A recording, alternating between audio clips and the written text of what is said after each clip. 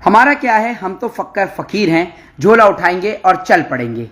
ये बात कही थी देश के प्रधानमंत्री नरेंद्र मोदी जी ने। अब बेचारे अंधभक्त कहते हैं कि मोदी जी भगवान हैं, मोदी जी कहाँ ही पैसा लेकर जाएंगे, मोदी जी तो उनके अन्य देवता हैं, मोदी जी इनको सपने दिखाते हैं कि हवाई चप्पल वालों को हवाई यात्रा कराएंगे।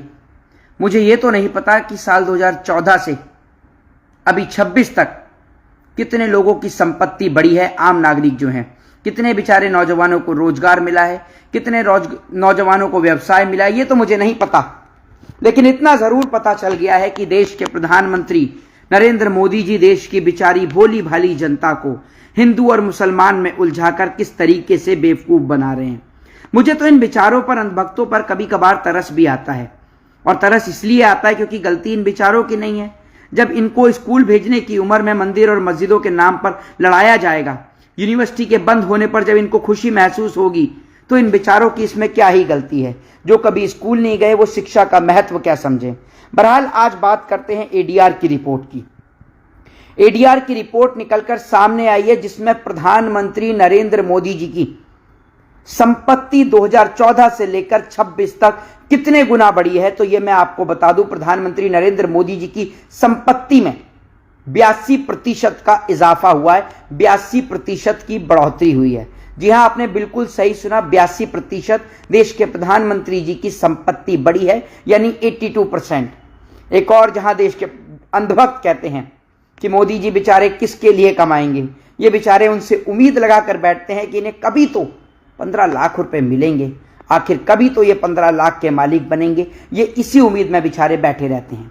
इनको मंदिर और मस्जिदों में उलझाकर, इनके भविष्य को खराब कर कर, इनके जिस तरीके से आज देश को बर्बाद किया जा रहा है। अरे एक भैया हैं, नाम है इनका देवशी। अरे भैया, आप कह रहे हैं कि क्या कहते हैं बीजेपी, जरा इतना तो मुझे बता दीजिए कि 14 से 26 तक आपकी संपत्ति कितनी बड़ी है। देश के प्रधानमंत्री नरेंद्र मोदी जी की संपत्ति में 82% का इजाफा हुआ है।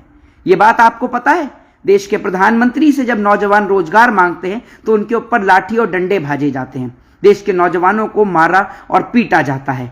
आपने कभी यह सवाल देश की सरकार से किया है कि मोदी जी आपकी संपत्ति कैसे बढ़ रही है, आपका पैसा कैसे बढ़ रहा है? देश की जनता तो दिन प्रतिदिन गरीब होती जा रही है, देश की जनता का तो हाल बेहाल है, जनता का हाल बुरा है, लेकिन आपकी संपत्ति में इजाफा हो रहा है। ये पूछ रहे हैं तू कौन है? भैया, मैं इस देश का एक जागरूक नागरिक हूं, मैं आपकी तरह अंधभक्त नहीं हूं। मुझे इतना पता है कि गाय का दूध पीने से ताकत मिलती है। मैं आपकी तरह गोबर और गौमूत्र नहीं पीता।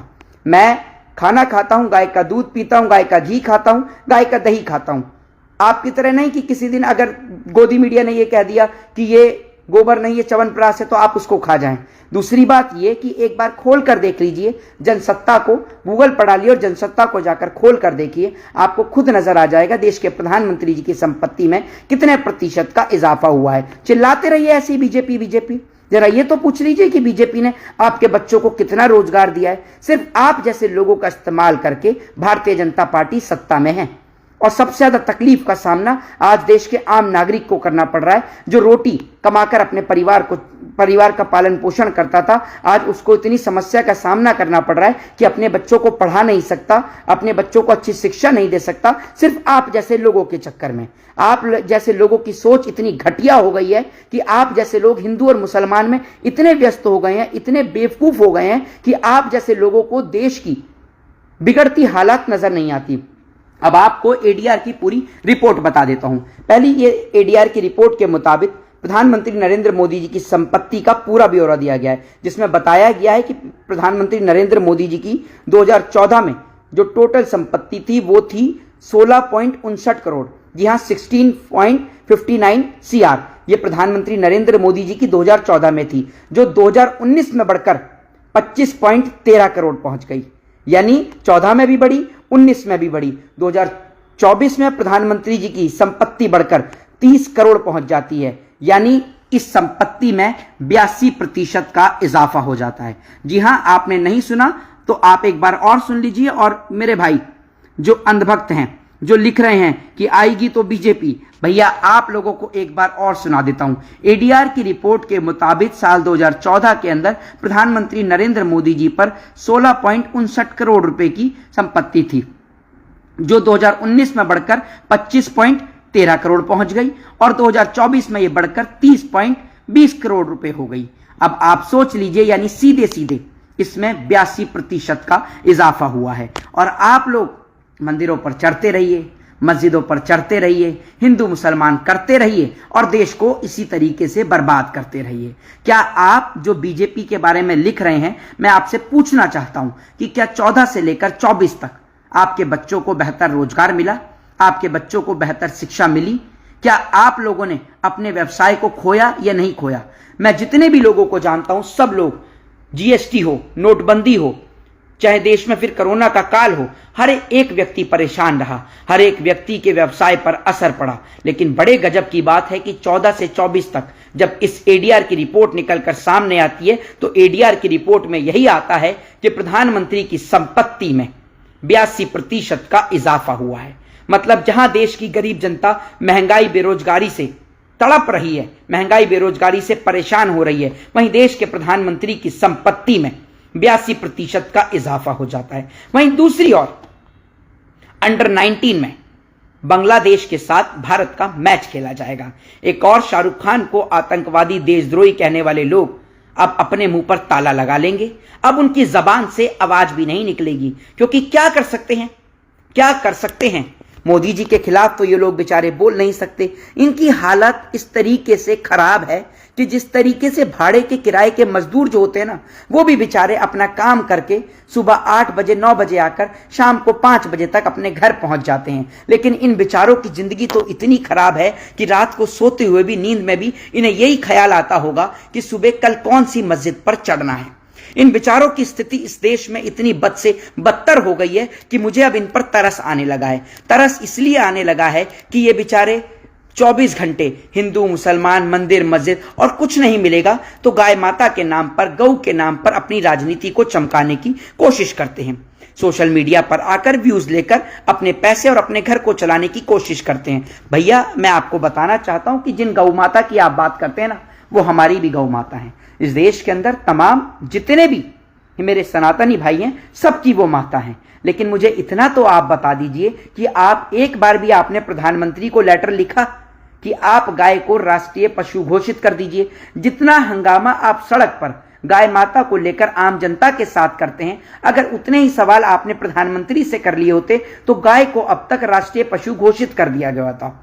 उत्तर प्रदेश के मुख्यमंत्री योगी आदित्यनाथ, जिनको आप लोग कहते हैं योगी, आप उनसे क्यों नहीं मांग करते कि उत्तर प्रदेश में ही सर्वप्रथम सबसे पहले गाय को राष्ट्रीय पशु घोषित किया जाए? बड़ी बात यह है, अब तो गाय के भी कई भाग जानने को हमें मिले। एक और मिथुन सुनने को मिला है तो दूसरी और अन्य नाम सुनने को मिले हैं। मतलब एक और अगर कोई व्यक्ति एक गौ माता की हमारी हत्या कर रहा है तो आप उसको कह देंगे कि यह हत्या जायज है।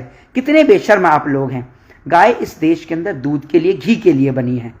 आप जैसे लोग उसका गौमूत्र पी रहे हैं, आप उसका गोबर खा रहे हैं, इसीलिए आप लोगों का दिमाग भी उसी प्रकार से हो गया है। कभी आपने भारतीय जनता पार्टी से सवाल करा है कि जिन राज्यों में उनकी सरकार है वहां पर किस तरीके से हमारी गौ माता को काटा जाता है? कभी आपने उनसे सवाल किया है?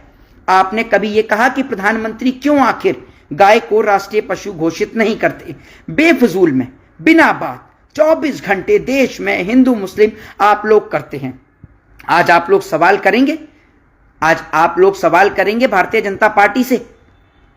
और आप लोग जो कहते हैं कि मोदी जी तो अकेले हैं, उनके तो आगे कोई नहीं है, पीछे कोई नहीं है, वो किसके लिए कमा रहे हैं? तो भैया, गब्बर सिंह भी आगे पीछे कोई नहीं था, लेकिन सबको लूटता था ना, सबको लूटता था ना। हमारे देश में टैक्स भी लगा, गब्बर सिंह टैक्स लगा, आपने देखा किस तरीके से देश की आज स्थिति बदहाल हो रही है। लेकिन इन बेचारे अंधभक्तों को अभी भी समझ में नहीं आ रहा। अभी कमेंट में एक हमारे भाई लिख रहे हैं कि मोदी जी बहुत अच्छा काम कर रहे हैं। मुझे लगता है कि ये वही व्यक्ति हैं जो लिख रहे हैं कमेंट में कि मोदी जी बहुत अच्छा काम कर रहे हैं। मुझे लगता है कि इनके घर पर 15 लाख रुपए पहुंच गए हैं, या फिर इनके बच्चों को स्पेशल रोजगार दे दिया गया होगा, क्योंकि देश की बाकी जनता को तो 2 करोड़ रोजगार मिला नहीं। या फिर मुझे ऐसा लगता है कि ये हवाई चप्पल वाले होंगे, मोदी जी ने हवाई यात्रा करा दी होगी, या फिर मोदी जी ने इनको बुलेट ट्रेन में घुमा दिया होगा, या मोदी जी ने ले जाकर 100 स्मार्ट सिटी दिखाकर आ गए होंगे। अरे भैया, मुझे भी तो जानना है, मैं भी भारत का नागरिक हूं। मुझे भी बताइए कि इस देश के प्रधानमंत्री ने 14 से 26 तक सिर्फ देश में आग लगाने के अलावा भारतीय जनता पार्टी ने ऐसा कौन सा काम किया है? अभी प्रधानमंत्री मकर संक्रांति के मौके पर हिंदुओं की आस्था के साथ खिलवाड़ करते हुए दिखे। आपने देखा प्रधानमंत्री जी बजरंगबली की पतंग को उड़ा रहे हैं। यही काम अगर विपक्ष के किसी नेता ने कर दिया होता तो अब तक भारतीय जनता पार्टी के लोग सड़क पर हंगामा मचा चुके होते। वो पतंग अगर कटेगी तो कटने के बाद लोगों के पैरों में आएगी निश्चित तौर पर। तो भगवान की पतंगे बनाना क्या जरूरी है, मैं आप लोगों से पूछना चाहता हूं। लेकिन आप लोग इस पर सवाल नहीं करेंगे क्योंकि आपके चेहरों पर, आंखों पर भारतीय जनता पार्टी की पट्टी बंधी हुई है। अभी एक भाई कह रहे हैं कि मोदी जी के राज में मैं बहुत खुश हूं। हाँ, बिल्कुल आप खुश होंगे। या तो आपका भी मोदी जी के साथ कोई व्यवसाय चल रहा होगा या फिर कोई आप भारतीय जनता पार्टी के एमएलए या एमपी होंगे। ये वो लोग हैं जो लिख रहे हैं, एक अंधभक्त लिख रहे हैं कि मैं मोदी जी के राज में बहुत ज्यादा खुश हूं और मुझे बहुत अच्छा लग रहा है मोदी जी के राज में। भैया बहुत अच्छी बात है। ये बेचारे वो लोग हैं जो कमेंट में इस तरीके की बातें लिख रहे हैं। जितने छेद ओजोन लेयर के अंदर नहीं होंगे उससे ज्यादा छेद इन बेचारों के कच्चे में हुए पड़े हैं। इनकी हालत टाइट हुई पड़ी है, बुरी हालत इन बेचारों की हो गई है। इतनी बुरी इनकी हालत है कि पिछली वीडियो में मैंने इन बेचारों के लिए बर्नौल दिखाई थी क्योंकि इनको इतनी तकलीफ हो रही है, इतनी जलन हो रही है। क्योंकि असल में क्या है, इनके मुंह पर हर जगह तमाचा पड़ जाता है। अभी ये शाहरुख खान को गाली दे रहे थे, वहीं बांग्लादेश के साथ अब अंडर 19 में मैच खेला जाएगा। अब ये बेचारे अपना कहां चेहरा छिपाएंगे बताइए ना। इनके साथ तो बहुत बुरी स्थिति है। जहां पूरे देश में हिंदू मुसलमान का ये बेचारे एजेंडा लेकर चलते हैं अंधभक्त, वहीं इनकी पार्टी के नेता हैं शाहनवाज हुसैन, मुख्तार अब्बास नकवी। और बड़ी बात यह है कि इन्होंने शादी भी हिंदू बहन बेटियों से कर रखी है, लेकिन इनको लेकर ये एक भी शब्द नहीं कहेंगे। इसलिए तो इनको अंधभक्त कहा गया है। मोदी जी की आय में 82% का इजाफा हुआ, लेकिन मजाल है ये मोदी जी से एक बार भी सवाल कर ले। और इन बेचारों की स्थिति इतनी खराब है, ये जिंदा हैं तो सरकार के 5 किलो राशन पर, इस सोशल मीडिया के व्यूज से जो ये पैसे आते हैं उससे ये बेचारे जिंदा हैं। इनकी स्थिति इतनी बुरी और बदहाल है कि पढ़े लिखे ये है नहीं कि इन्हें कोई रोजगार दे। बेचारे 500-500 रुपए में अपने जीवन को खराब कर रहे हैं और जब इन्हें पुलिस पकड़ लेती है किसी मसले में तो जेल की सलाखों के पीछे जाकर अपने पूरे जीवन को ये लोग बर्बाद कर देते हैं। बड़ी बात यह कि ये अंधभक्त जिन मुद्दों पर सड़क पर हंगामा करते हैं, मुझे ये समझ में नहीं आता ये सरकार से मांग क्यों नहीं करते। केंद्र में इनकी सरकार है, बड़े बड़े राज्यों में इनकी सरकार है, उत्तर प्रदेश से लेकर मध्य प्रदेश से लेकर राजस्थान से लेकर, और हाँ, उत्तर प्रदेश का एक पड़ोसी राज्य उत्तराखंड।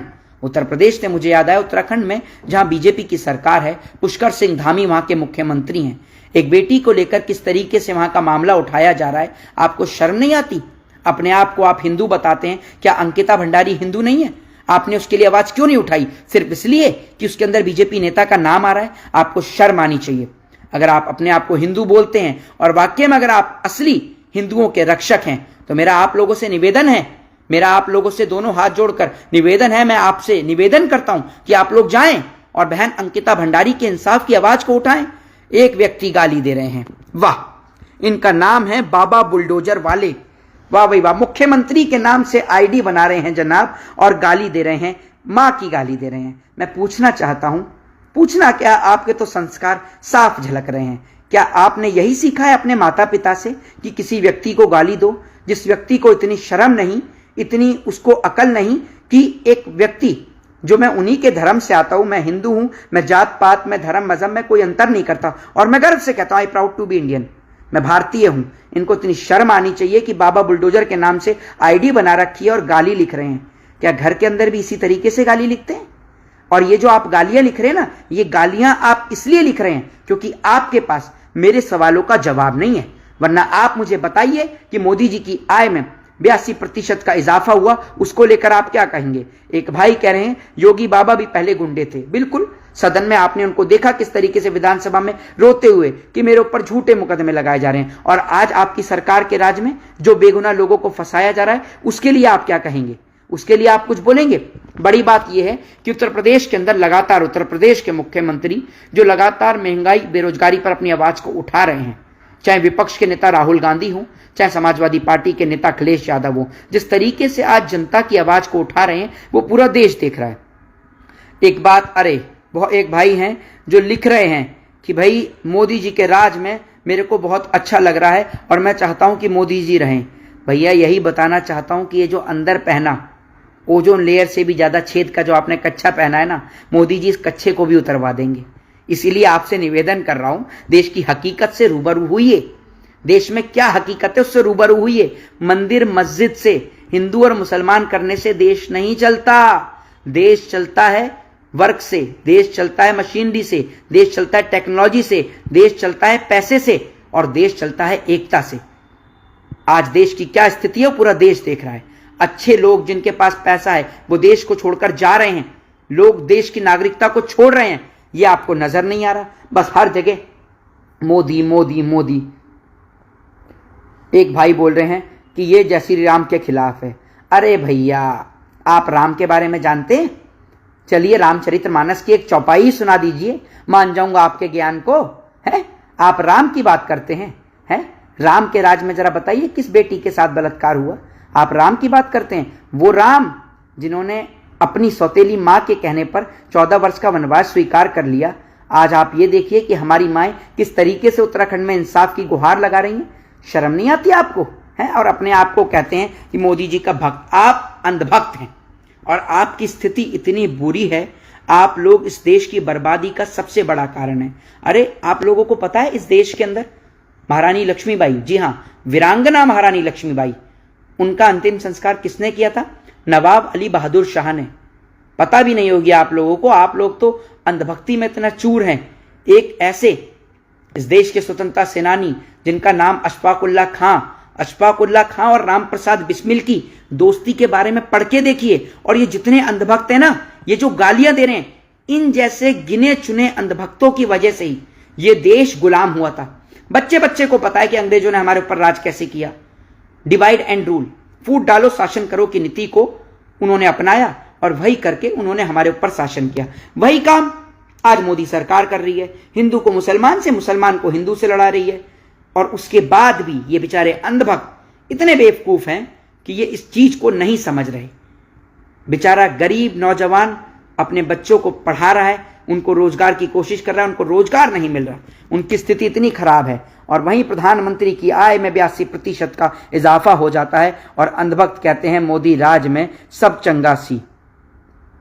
जी हां, एक भाई ने बिल्कुल सही कहा कि फ्रॉड करके मोदी जीता है। बिल्कुल, आप बिल्कुल सही कह रहे हैं भाई, फ्रॉड करके ही मोदी जी जीते हैं, वरना हकीकत में तो इनको कोई वोट देगा नहीं सिवाय इनके अंधभक्त के। और वो अंधभक्त भी गिने चुने हैं, कोई इतनी बड़ी तादाद अंधभक्तों की नहीं है जितनी आप समझते हैं। सिर्फ ये थोड़े से लोग हैं जो पूरे देश का माहौल खराब कर रहे हैं।